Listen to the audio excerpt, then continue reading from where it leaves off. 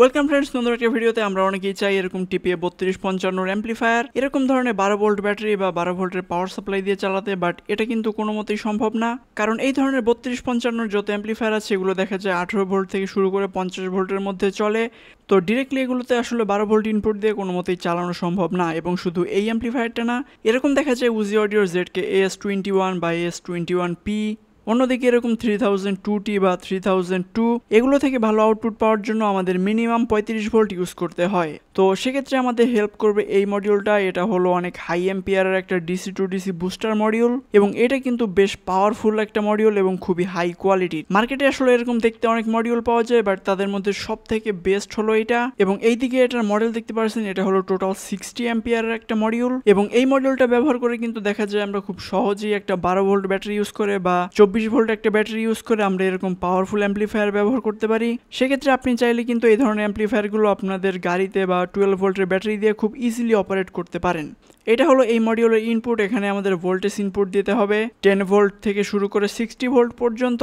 এবং এইদিকে আছে এটার আউটপুট, এখান থেকে আমরা ভোল্টেজ আউটপুট বুস্ট করে নিতে পারবো। তো এখানে দেখা যায় আমরা আসলে 10 ভোল্ট থেকে শুরু করে একদম 90 ভোল্ট পর্যন্ত একটা ভোল্টেজ রেঞ্জ পেয়ে যাই, যেটা কিন্তু আসলে যথেষ্ট পরিমাণ ভোল্টেজ আমাদের যে কোনো কাজ করার ক্ষেত্রে। এবং এইদিকে দেখতে পাচ্ছেন এখানে বেশ বড় একটা হিট সিঙ্ক দেওয়া আছে, এবং আমি যতটুকু ব্যবহার করেছি এটা আসলে খুব একটা হিট হয় না। এবং এইদিকে দেখতে পাচ্ছেন 20 অ্যাম্পিয়ারের টোটাল 3টা ফিউজ দেওয়া আছে, মানে টোটাল 60 অ্যাম্পিয়ারের ফিউজ। এবার যদি প্রিসেটের কথা বলি তাহলে এখানে দেখতে পাচ্ছেন টোটাল 3টা প্রিসেট আছে। ওয়েল, এই প্রথম যে প্রিসেটটা আছে এটা হলো আসলে দেখা যায় ব্যাটারির আন্ডার ভোল্টেজ, মানে যখন ব্যাটারির চার্জ কমে যাবে তখন সিগন্যাল দিবে, ওইটা আসলে আমাদের না টাচ করলেও চলবে। এবং এইখানে যে প্রিসেটটা দেখতে পাচ্ছেন এটা হলো মেইন, এটা হলো সিভি মানে কনস্ট্যান্ট ভোল্টেজ। তো এটার মাধ্যমে আমরা আসলে ভোল্টেজ বুস্ট করতে পারবো। এবং এখানে দেখতে পাচ্ছেন আরেকটা প্রিসেট দেওয়া আছে, এটার মাধ্যমে কিন্তু দেখা যায় আমরা অ্যাম্পিয়ার কন্ট্রোল করতে পারবো। তো আমাদের কতটুকু অ্যাম্পিয়ার দরকার হবে এটাও আমরা অ্যাডজাস্ট করে নিতে পারবো এটার মাধ্যমে। সেক্ষেত্রে আপনারা কিন্তু চাইলে এই মডিউলটা দিয়ে ভেরিয়েবল ভোল্টেজ রেগুলেটরও তৈরি করতে পারেন, বাট যেহেতু আমরা অ্যাম্পলিফায়ার ইউজ করবো সেক্ষেত্রে এটা আমাদের কোনো বিষয় না, আমরা অ্যাম্পিয়ার একদম ফুলে দিয়ে রাখবো। তো চলুন এবার এই মডিউলটা আমরা ব্যাটারির সাথে কানেক্ট করি।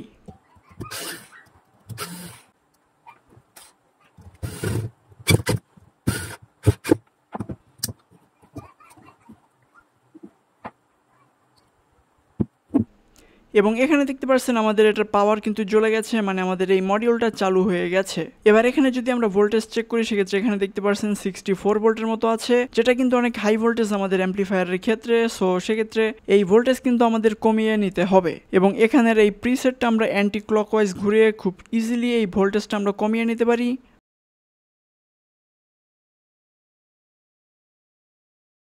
ওয়েল, এখানে আমি অ্যারাউন্ড 46 ভোল্টের মতো সেট করে রাখবো।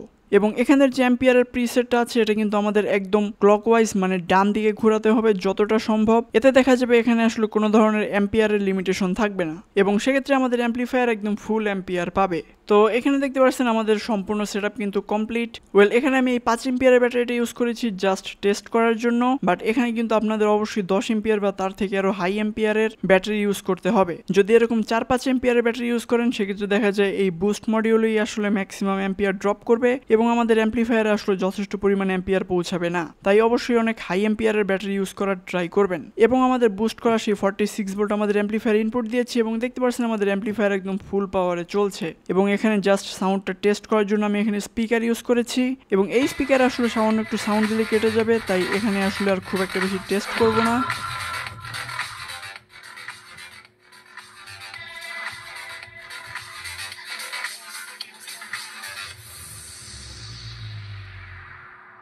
চলুন আপনাদের 1000 ওয়াটের একটা ল্যাম্প কানেক্ট করে দেখাই।